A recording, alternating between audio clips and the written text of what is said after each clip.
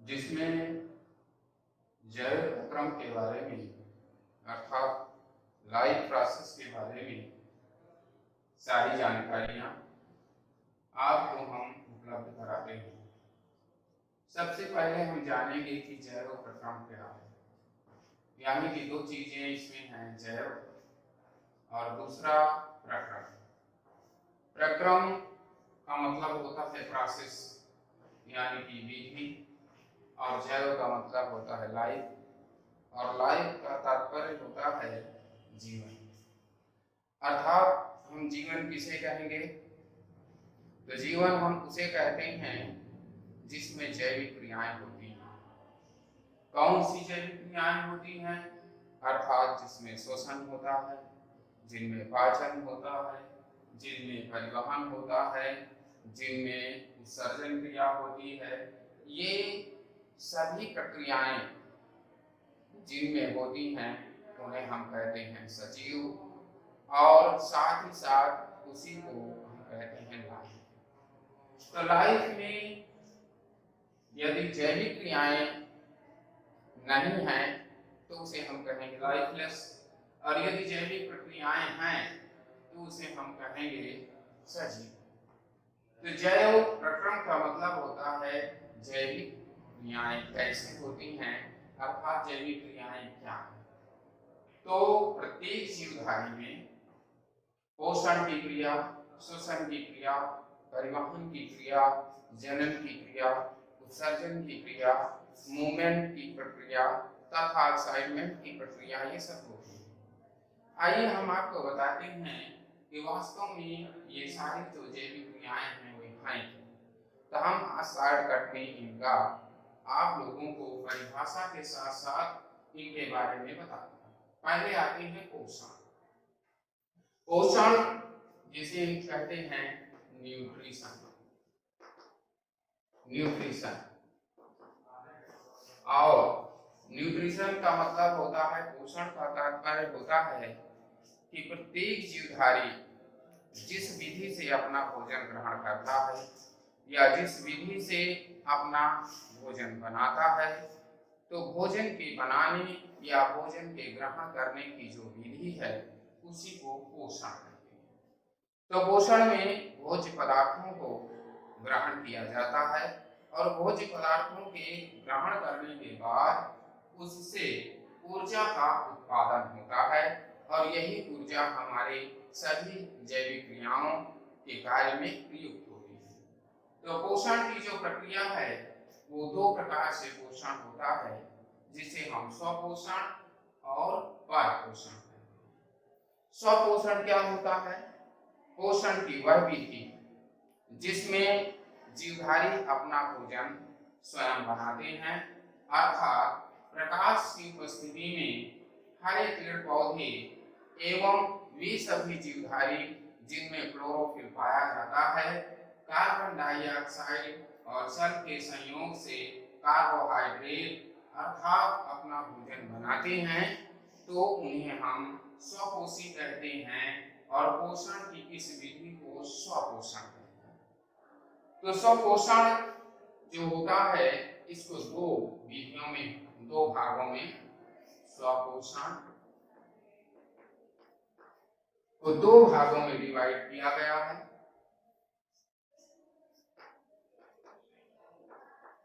प्रकाश संश्लेषी रसायन संश्लेषी। प्रकाश संश्लेषी उन्हें कहते हैं जो प्रकाश का संश्लेषण करते हैं, अर्थात वे सभी जीवधारी जिनमें क्लोरोफिल पाया जाता है, सूर्य के प्रकाश की उपस्थिति में कार्बन डाइऑक्साइड और जल से संयोग करके कार्बोहाइड्रेट अर्थात अपना भोजन बनाते हैं, उसे हम प्रकाश संश्लेषी कहते हैं। ऐसे सभी जीवधारियों को प्रकाश संश्लेषी कहते हैं। और साथ ही साथ इस सूत्र से आप इसे आसानी से समझ सकते हैं 6CO2 प्लस 6H2O, यहाँ सनलाइट,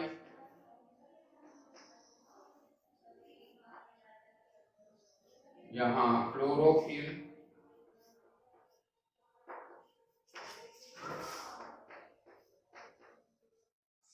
और बनता है कार्बोहाइड्रेट C6H12O6 प्लस 6O। ये सूत्र से आप आसानी से समझ सकते हैं कि यहाँ पर कार्बन डाइऑक्साइड और जल को कच्चे माल के रूप में प्रयुक्त किया जाता है, और करता कौन है? सभी हरे पेड़ पौधे जिनमें क्लोरोफिल होता है, जिनमें हरित लवक होता है, क्लोरोफिल। तो सूर्य की प्रकाशिक ऊर्जा को ये किसमें चेंज करते हैं? रासायनिक ऊर्जा में बदल देते हैं, और इस रासायनिक ऊर्जा का नाम है कार्बोहाइड्रेट, या इसी को ग्लूकोज कहते हैं। तो इस प्रकार से इस विधि के द्वारा सभी हरे पेड़ पौधे एवं वे सभी जीवधारी जिनमें क्लोरोफिल पाया जाता है, प्रकाश संश्लेषण की क्रिया से अपना भोजन बनाते हैं, अर्थात कार्बोहाइड्रेट का निर्माण करते हैं। और यही कार्बोहाइड्रेट या यही भोज्य पदार्थ अन्य जीवधारी जब अपने प्रयोग में लेते हैं तो फिर हम उन्हें कहते हैं वो हो जाते हैं, वो पोषण हो जाता है पाठ पोषण। लेकिन अभी हम यहाँ प्रकाश संश्लेषी के बारे में बता रहे हैं। तो प्रकाश संश्लेषी का मतलब यही है जो प्रकाश का संश्लेषण करते हैं, अर्थात सूर्य की प्रकाशिक ऊर्जा को रासायनिक ऊर्जा में संचित कर देते हैं। दूसरा है रसायन संश्लेषी। रसायन संश्लेषी का मतलब होता है जो कार्बनिक पदार्थों का अपघटन करके ऊर्जा प्राप्त करते हैं, उन्हें हम कहते हैं रसायन संश्लेषी।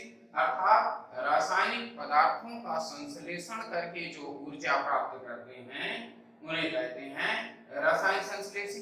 जैसे आप जानते होंगे कि लोहा है जिसे हम लोग आयरन कहते हैं, उसमें जीवाणु उसका अपघटन करके और उससे जंग में बदल देते हैं, अर्थात लोहे के द्वारा जो ऊर्जा बंधित है उसके अणुओं में, उस ऊर्जा को वो प्राप्त कर लेते हैं, इसलिए उन्हें कहते हैं रसायन संश्लेषी।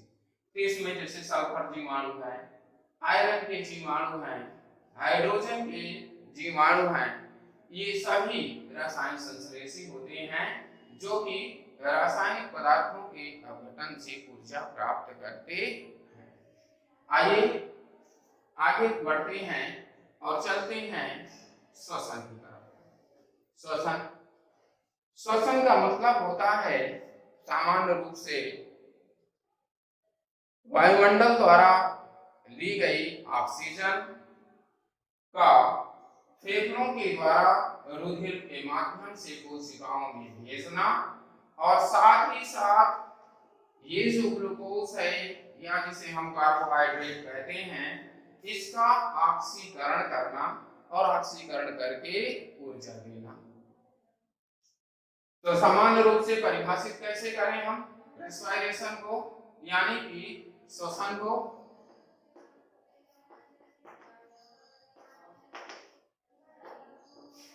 तो हम कह सकते हैं कि भोज्य पदार्थों के ऑक्सीकरण की क्रिया को, भोज्य पदार्थों के ऑक्सीकरण की क्रिया को श्वसन कहते हैं। भोज्य पदार्थ क्या है?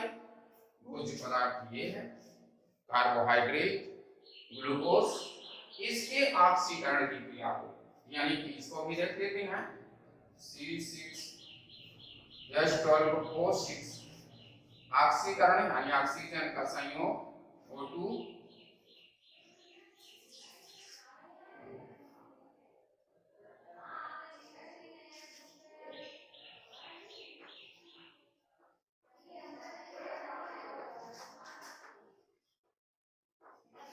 ऊर्जा, यानी कि जस्ट इसका अपोजिट कर दीजिए,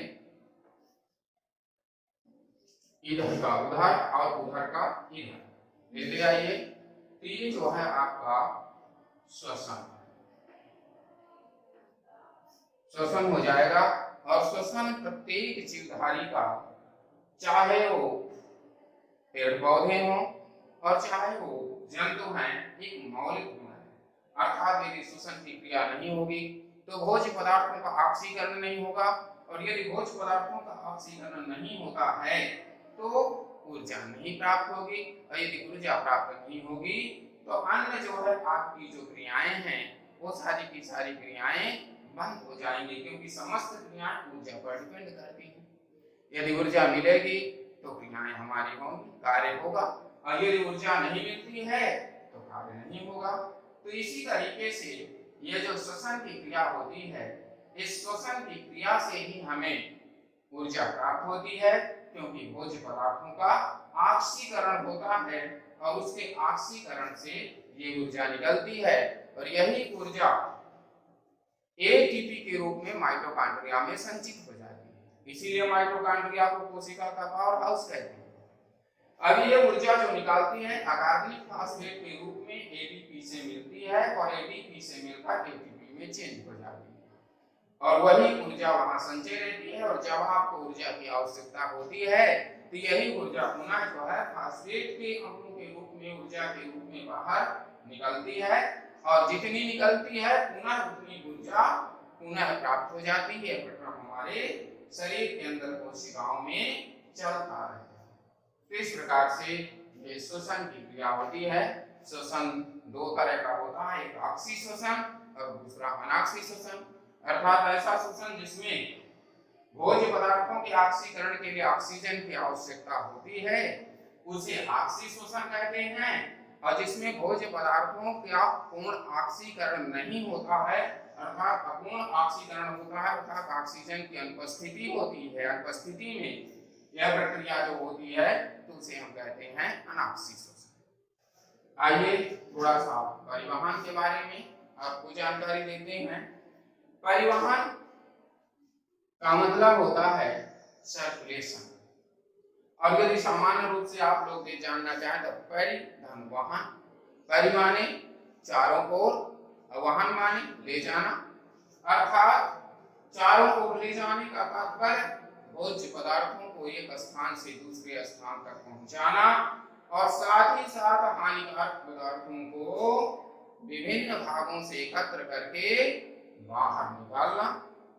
अर्थात यदि परिवहन की प्रक्रिया ना हो तो जितने उपयोगी पदार्थ हैं ये सारे उपयोगी पदार्थ हमारे बॉडी के अंदर नहीं जाएंगे, और साथ ही साथ हानिकारक पदार्थ बाहर नहीं निकलेंगे, जिससे हमारे शरीर में समस्थिति अर्थात होमोस्टेसिस की प्रक्रिया नहीं हो पाएगी और जीवधारी की मृत्यु हो जाएगी। तो इस तरीके से परिवहन हमारे शरीर के अंदर बहुत आवश्यक है, चाहे वो ऑक्सीजन का परिवहन हो, चाहे वो उपयोगी पदार्थों का हो, चाहे कार्बन डाइऑक्साइड का हो, चाहे हानिकारक पदार्थों का हो। हानिकारक पदार्थ परिवहन की क्रिया से बाहर निकलते हैं, जैसे आप कार्बन डाइऑक्साइड हम लोग निकाल रहे हैं और ऑक्सीजन अंदर ले जाते हैं। ऐसे ही भोज्य पदार्थों का जब पाचन होता है तो उपयोगी पदार्थ कोशिकाओं में पहुंचते हैं, अर्थात जैसे कार्बोहाइड्रेट आप लोग देख रहे हैं, और साथ ही साथ जो है ये जो कार्बन डाइऑक्साइड है ये बाहर निकलती है फेफड़ों के माध्यम से। इस प्रकार से परिवहन यानी कि सर्कुलेशन बहुत जरूरी है। आते हैं उत्सर्जन में, थोड़ा सा उत्सर्जन को जाने। और उत्सर्जन का तात्पर्य है एक्सप्रेशन।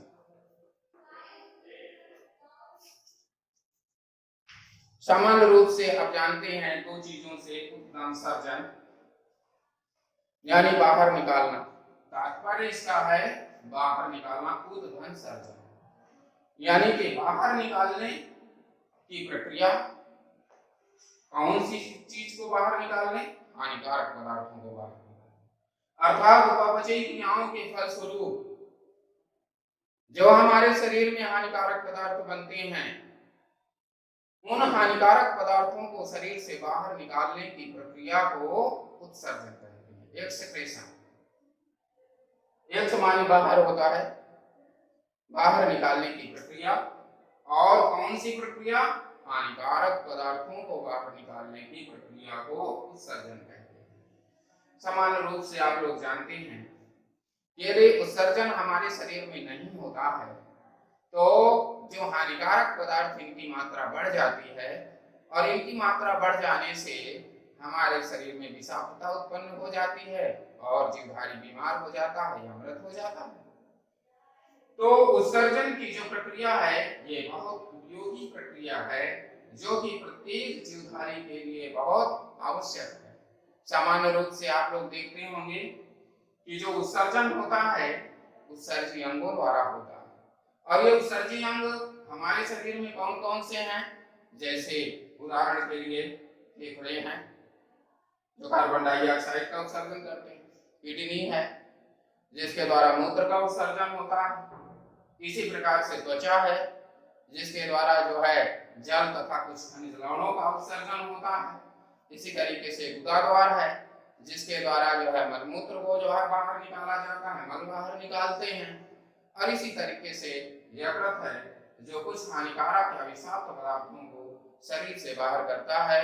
अर्थात वे सभी अंग जो हानिकारक पदार्थों को शरीर से बाहर निकालते हैं उन्हें उत्सर्जी अंग कहते हैं। ठीक है, इस प्रकार से ये उत्सर्जन की प्रक्रिया यानी एक्सक्रीशन की प्रक्रिया होती है। अब यहाँ पर बच्चों हम आपको एक चीज बताएंगे, जो प्रकाश संश्लेषण की प्रक्रिया हमने आप लोगों को समझाया, ये प्रकाश संश्लेषण की जो प्रक्रिया है ये केवल और केवल ऐसी प्रक्रिया है जिसमें सूर्य की प्रकाशित ऊर्जा को रासायनिक ऊर्जा में कन्वर्ट किया जाता है, चेंज कर दिया जाता है। और ये कैसे संभव हो पाता है? ये तब संभव हो पाता है जब कच्चे माल के रूप में कार्बन डाइऑक्साइड और जल का उपयोग होता है। अर्थात देखिए यहाँ पर दोनों श्वसन और जो है प्रकाश संश्लेषण दोनों जस्ट एक दूसरे की अपोजिट है। यदि एक एनाबालिज्म है तो दूसरी कैटाबालिज्म है। एनाबालिज्म की प्रक्रिया में निर्माण होता है तो कैटाबालिज्म की जो प्रक्रिया है उसमें विघटन होता है। और निर्माण की प्रक्रिया का मतलब होता है कि कार्बोहाइड्रेट का निर्माण, C6H12O6 का निर्माण, और विघटन की प्रक्रिया में क्या है, यही C6H12O6 जो है कार्बन डाइऑक्साइड और जल में चेंज हो जाता है, ऊर्जा में बदल जाता है। जैसे कि रसायन विज्ञान में आप लोग पढ़ते होंगे विघटन की प्रक्रियाएं जो है, जिसमें से जो है आप लोगों ने पढ़ा होगा कि जब कोई भारी नाभिक दो हल्के नाभिकों में टूट जाता है तो उसे जो है हम क्या कहते हैं, विखंडन कहते हैं, है ना। तो एक जो है ये शोषण की जो प्रक्रिया हो विखंडन की है, और जो पोषण की प्रक्रिया यानी प्रकाश संश्लेषण की जो प्रक्रिया है वो निर्माण की प्रक्रिया है। इसीलिए इसको एनाबालिज्म कहते हैं और इसको कैटाबालिज्म कहते हैं।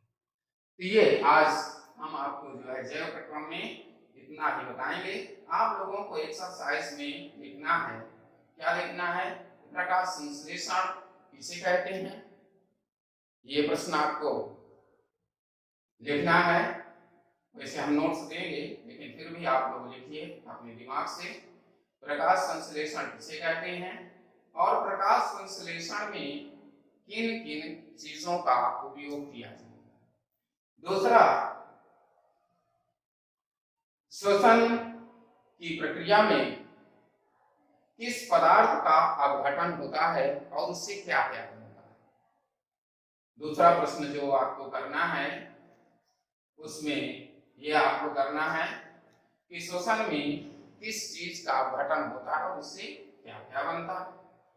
तीसरा आपको लिखना है परिवहन हमारे लिए क्यों जरूरी है, परिवहन हमारे लिए क्यों जरूरी है, यानी सर्कुलेशन क्यों जरूरी है। और साथ ही साथ आपको ये अगला प्रश्न के रूप में जानना है कि जो उत्सर्जी अंग हैं इनके द्वारा किन पदार्थों का उत्सर्जन होता है। थोड़ी सी एक चीज यहाँ पर हम आपको और बताएंगे, थोड़ा सा प्रकाश संश्लेषण का महत्व आपको बता दें जो बहुत उपयोगी है। प्रकाश संश्लेषण क्यों उपयोगी है, तो अभी मैंने आप लोगों को बताया कि प्रकाश संश्लेषण इसलिए उपयोगी है क्योंकि प्रकाश संश्लेषण के माध्यम से ही भोज्य पदार्थों का निर्माण होता है। सभी प्रकार के भोज्य पदार्थ केवल और केवल प्रकाश संश्लेषण की क्रिया से निर्मित होते हैं। तो यदि जो है भोज्य पदार्थ बनेंगे नहीं तो सजीव जीवित नहीं रहेंगे, है ना। तो जीवन के लिए भोजन का बहुत आवश्यक है, जो कि प्रकाश संश्लेषण से। दूसरा जो महत्वपूर्ण चीज है उसमें से एक ये है कि यहाँ पर आप देख रहे हैं ऑक्सीजन O2, ये प्रकाश संश्लेषण की क्रिया द्वारा निकलती है और इसका जो है हम लोग श्वसन के उपयोग में करते हैं।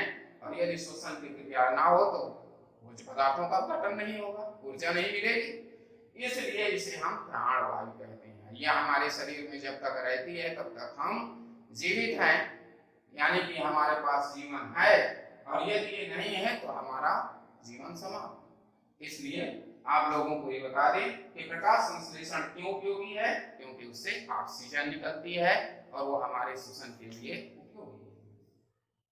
तीसरी बात, प्रकाश संश्लेषण क्यों उपयोगी है, क्योंकि प्रकाश संश्लेषण के द्वारा आपका जो ये जैव मंडल है, वायुमंडल है, इसका बराबर जो है संतुलन बना रहता है, अर्थात पर्यावरण हमारा शुद्ध बना रहता है। क्यों? क्योंकि हम कार्बन डाइऑक्साइड देते हैं तो पेड़ पौधे उसे लेते हैं, काहे के लिए लेते हैं? प्रकाश संश्लेषण के लिए।